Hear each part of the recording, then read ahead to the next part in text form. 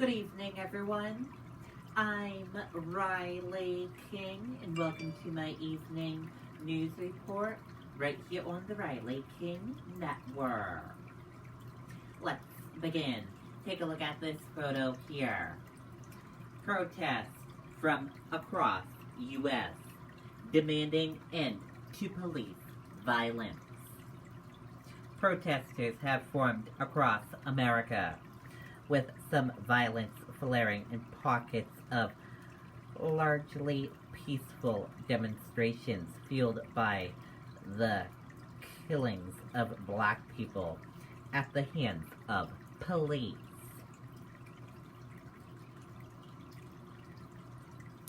Protests formed across America again today, even as glass and graffiti from the previous night's unrest were still being cleaned up, with some violence and crime flaring in pockets of largely peaceful demonstrations fueled by the killings of black people at the hands of police.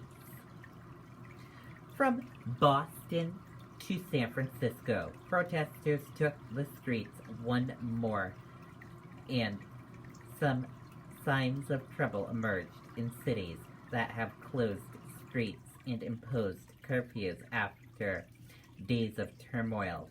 People robbed stores in broad daylight in Philadelphia and Santa Monica, California, and a semi-truck drove into a massive crowd of people that took over a portion of a highway in Minneapolis. It's unclear if there were injuries.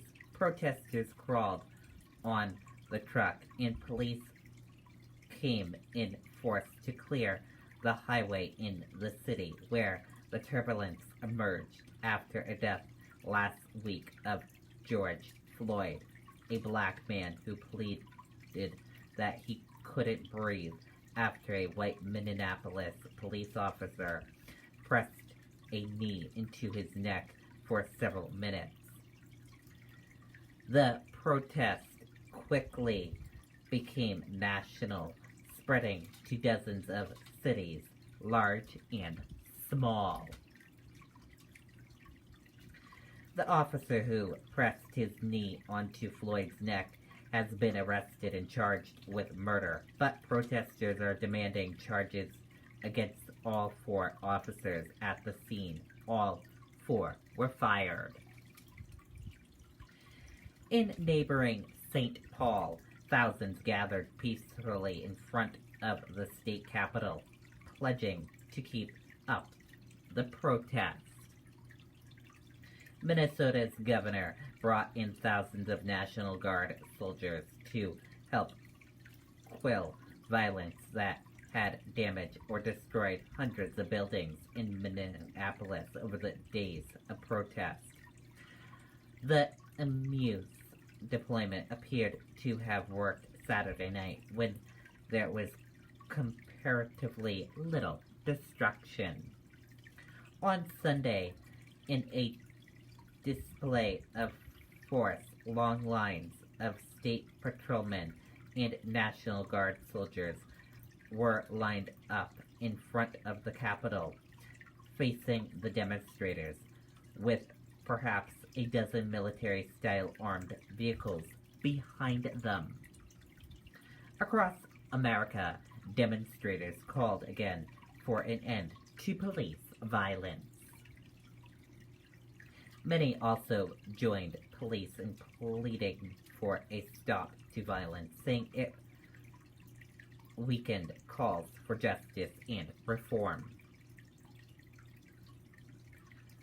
Discuss over generation of racism in a country founded by slaveholders, combined with a string of recent racially charged killings to stoke the anger, adding to what was against from months of lockdowns brought on by the coronavirus pandemic, which was disappointingly hurt communities of color, not only in terms of infection, but in job losses and economic stress.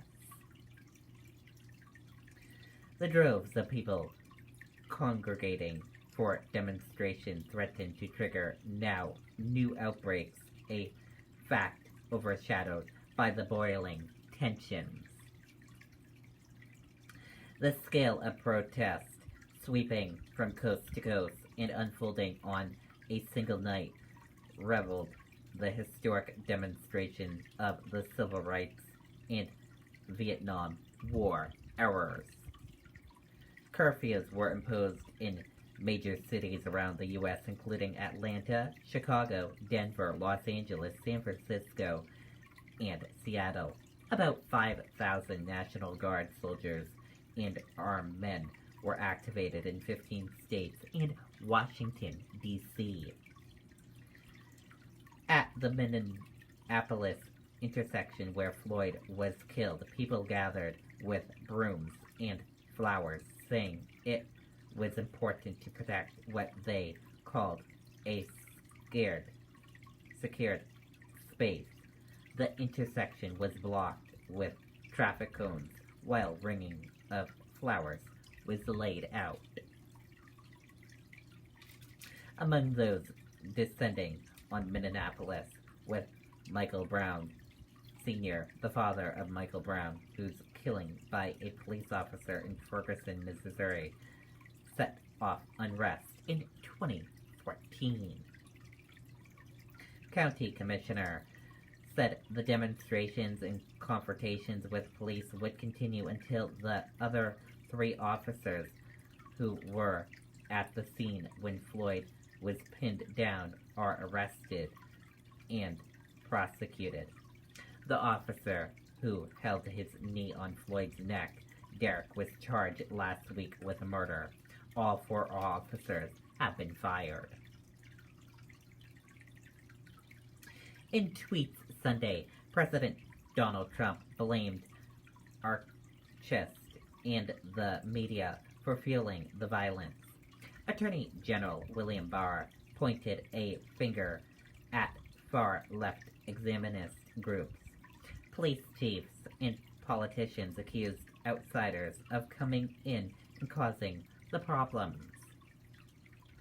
The fury also spread to Europe, where thousands gathered in London's Trafalgar Square, clapping and waving place cards, despite government rules barring crowds because of COVID-19 pandemic. In Indianapolis, 2 people were reported dead in burst of downtown violence, adding to deaths reported in Detroit and Minneapolis in recent days. Buildings around the U.S. were defaced with spray-painted messages, from the face of St. Patrick's Cathedral in New York to the historic Hay Adams Hotel near the White House. Some of Floyd's gasped last words, "I can't breathe," were repeated alongside anti-police messages. Crews near the White House worked to replace windows that had been shattered with large pieces of wood. Buildings for blocks were marked with graffiti, including cruisers about Trump. Shattered glass still covered the sidewalks. The damaged buildings, including the Department of Veterans Affairs, directly across the street from the White House. And that is it for this news report right here on the Riley King Network. Have a great evening, and I'll see you back here tomorrow for more news reports. Good night and bye, everyone.